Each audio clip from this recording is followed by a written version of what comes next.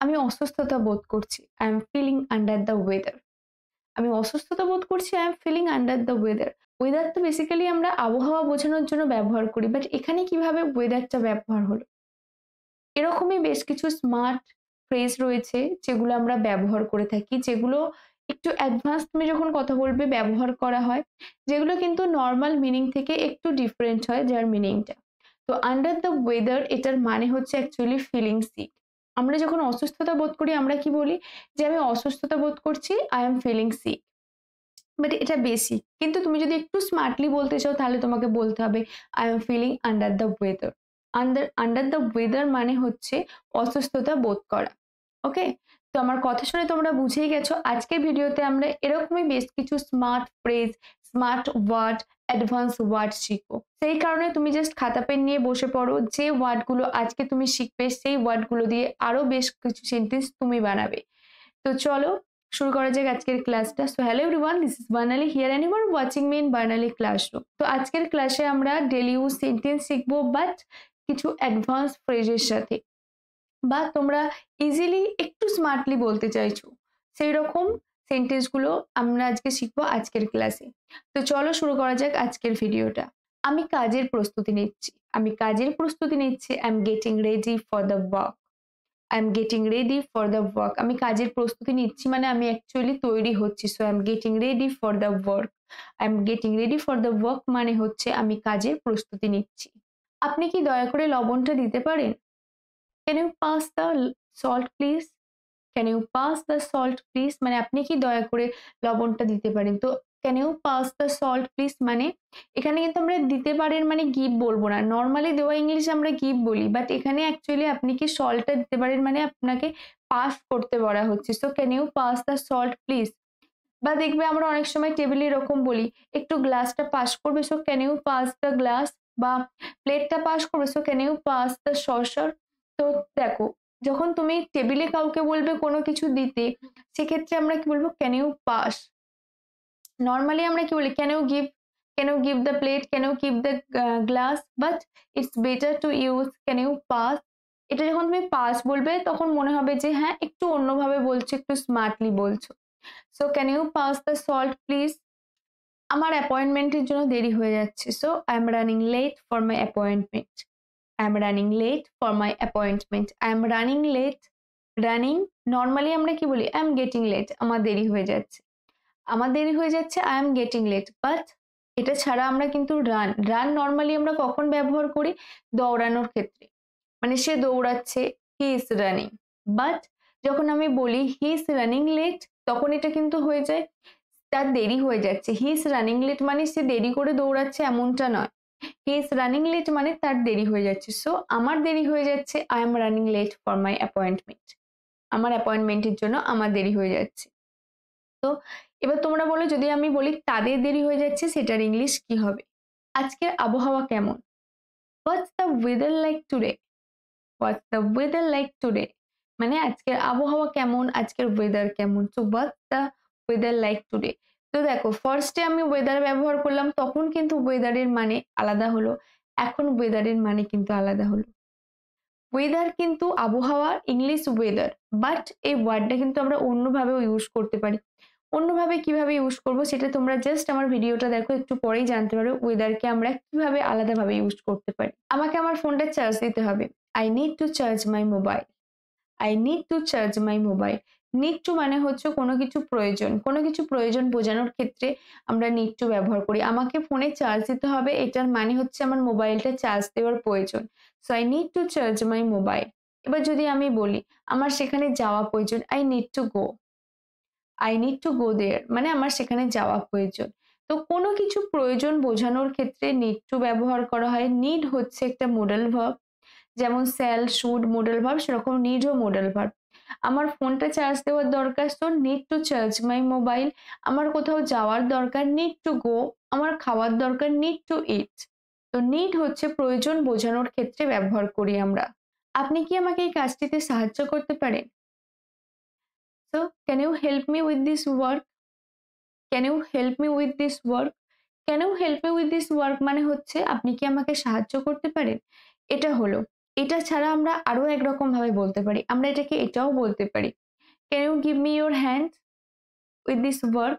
Give me your hand মানে হচ্ছে আমাকে হাতটা দিন, এরকম নয়। হাতটা দেওয়া মানে অ্যাকচুয়ালি সাহায্য করা, সাহায্যের হাত বাড়িয়ে দেওয়া। So can you give me your hand with this work মানে আপনি কি এই কাজটাতে আমাকে একটু হেল্প করে দিতে পারেন। তো হেল্প যখন আমরা বলি তখন কিন্তু আমরা জানি যে হেল্প মানে হচ্ছে সাহায্য, but give me give me your hand, give me your hand মানেও কিন্তু help. So can you give me your hand with this work মানে আপনি কি আমাকে এই কাজটা একটু সাহায্য করে দিতে পারেন। তো দেখো দুটো ভাবেই আমরা বলতে পারি, can you help me, can you give me your hand. আমি সাপ্তাহিক ছুটির অপেক্ষায় রয়েছি, I am looking forward to the weekend. Weekend মানে হচ্ছে সাপ্তাহিক ছুটি, অ্যান্ড অপেক্ষায় রয়েছি, অপেক্ষায় রয়েছি নর্মালি আমরা কি বলি, wait, I am waiting for the weekend.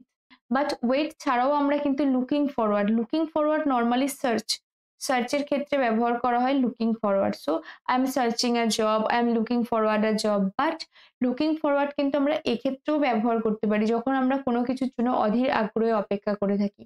আমরা সাপ্তাহিক ছুটির জন্য অধীর আগ্রহে অপেক্ষা করে থাকি, so I am looking forward to the weekend. I am looking forward to the weekend মানে আমি ছুটির জন্য অধীর আগ্রহে অপেক্ষা করে রয়েছি। নর্মালি লুকিং ফরওয়ার্ড মানে হচ্ছে সার্চিং, কোনো কিছু খোঁজা, যেমন I am searching a job, I am looking forward a job, same meaning.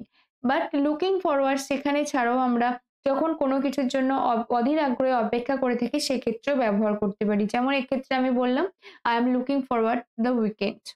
আমি একটু অসুস্থ বোধ করছি, I am feeling under the weather, I am feeling under the weather. এর আগে কি বলেছিলাম, আবহাওয়া কেমন, সেক্ষেত্রে আবহাওয়া ওয়েদার, ওয়েদার মানে আবহাওয়া। বাট এখানে I am feeling under the weather এটার মানে হচ্ছে I am feeling sick, under the weather এর মানে হচ্ছে ফিলিং সিক।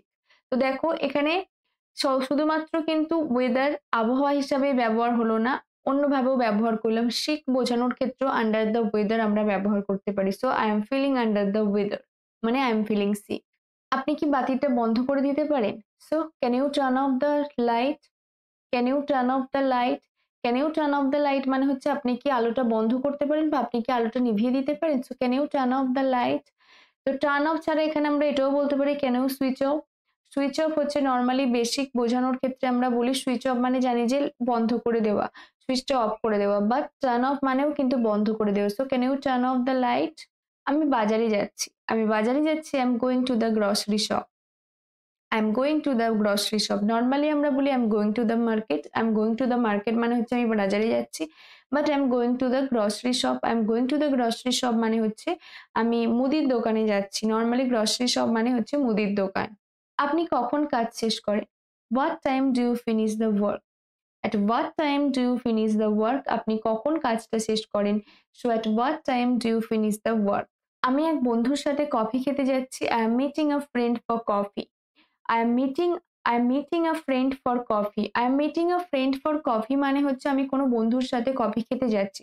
নর্মালি যাওয়া ইংলিশ আমরা কি বলি গো, গো দিয়ে যাওয়া বোঝাই। বাট এখানে কিন্তু মিটিং মানেই কিন্তু আমি কফি খেতে যাচ্ছি, এটা বোঝানো সম্ভব মিটিং এর মাধ্যমে। আরো একটা জিনিস এখানে লক্ষ্য করো, বন্ধুর সাথে বললাম কিন্তু এখানে আমি সেন্টেন্সটা উইথ ব্যবহার করলাম না, আমি কিন্তু বললাম না যে I am meeting with a friend. তো মিট এর সঙ্গে প্রিপোজিশন ইনক্লুড থাকে, সেই কারণে মিট এর সঙ্গে আমরা কিন্তু কোনো প্রিপোজিশন ইউজ করব না। মিট টু বা মিট উইথ হবে না। I am meeting a friend, he is meeting a friend, meet me, not meet to me বা meet with me. Okay, so meet এর সঙ্গে কোনো প্রিপোজিশন ইউজ হয় না, just note down that one. আপনি কি একটু জোরে বলতে পারেন? Can you speak louder, can you speak louder, louder মানে হচ্ছে জোরে বলা। সো আপনি কি একটু জোরে বলতে পারেন? ক্যান ইউ স্পিক লাউডার মানে একটু জোরে বলতে পারেন, জোরে বলা লাউড। আমি একটা নতুন ভাষা শেখার চেষ্টা করছি, I am trying to learn a new language, I am trying to learn a new language. New language মানে হচ্ছে নতুন ভাষা, অ্যান্ড শেখার চেষ্টা করছি I am trying. So I am trying to learn a new language মানে আমি নতুন ভাষা শেখার চেষ্টা করছি। ঠিক একইভাবে যদি আমি বলি আমি আজ রাতে তাড়াতাড়ি ঘুমাতে যাচ্ছি, I am going to bed early tonight. ঘুমানো ইংলিশ স্লিপ, তো I am going to sleep যে বলতে হবে এমনটা নয়। I am going to sleep tonight early বা I am going to sleep early tonight, that is also correct. আমি ঘুমাতে যাচ্ছি, স্লিপ মানে কিন্তু ঘুমানো, বাট গোয়িং টু বেড মানেও কিন্তু ঘুমোতে যাওয়া, গোয়িং টু বেড মানেও কিন্তু sleep. So I am going to bed early tonight. আমি আজ রাতে তাড়াতাড়ি ঘুমাতে যাচ্ছি। আপনি কি আমাকে রাস্তা দেখাতে পারেন? Can you show me the way? Can you show me the way? Show মানে হচ্ছে দেখানো।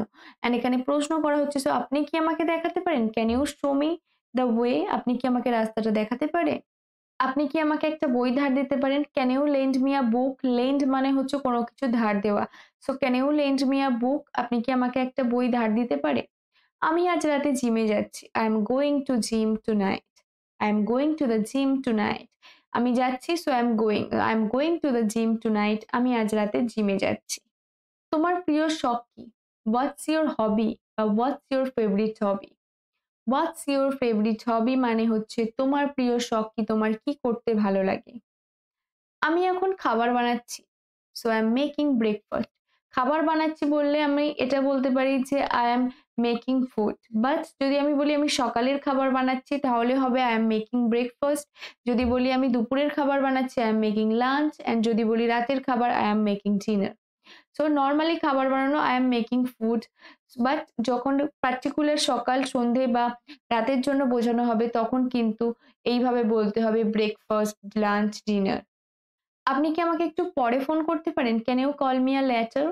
Can you call me a later? Later মানে হচ্ছে পরে। আপনি কি আমাকে একটু পরে ফোন করতে পারেন? So can you call me a later? আমি এখন পার্কে যাচ্ছি। I am going to the park.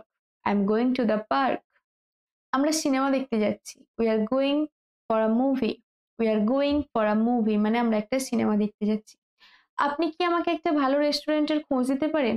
Can you suggest me a good restaurant? Can you suggest, এখানে খোঁজ দিতে পারেন মানে ক্যান ইউ সাজেস্ট মানে আপনি কি আমাকে, বা ক্যান ইউ রেকমেন্ড এটাও বলতে পারো। So can you suggest me a good restaurant or can you recommend me a good restaurant? আমি ভীষণই চাপ অনুভব করছি। I am feeling stressed.